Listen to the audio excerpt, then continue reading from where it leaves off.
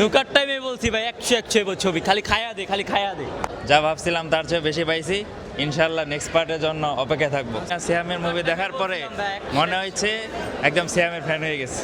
খুব সুন্দর, খুব সুন্দর, মানে এতটা আশা করি নাই। সেকেন্ড পর্ব আরো বেশি ভালো লাগছে। যথেষ্ট ভালো মুভি আমার মনে হয়। আমি অন্য দুটা ছবি দেখেছি কিন্তু ওটার তুলনায় এটা যথেষ্ট ভালো।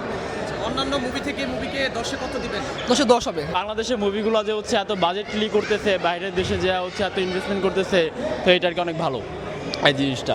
এটা দেখে হচ্ছে মানে আরও বেশি ইন্টারেস্ট আসে যে মুভিগুলো দেখা হচ্ছে, যেহেতু বাংলাদেশের মুভিগুলো এত ইনভেস্টমেন্ট দিতেছে মুভির জন্য।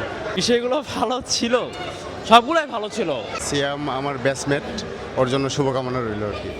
না খায় আমি ঘুমাবো না, প্রত্যেকটাই সিয়ামের অভিনয় অসাধারণ। লাস্টের পার্টটাই হলো সুন্দর, সব কিছু বেস্ট।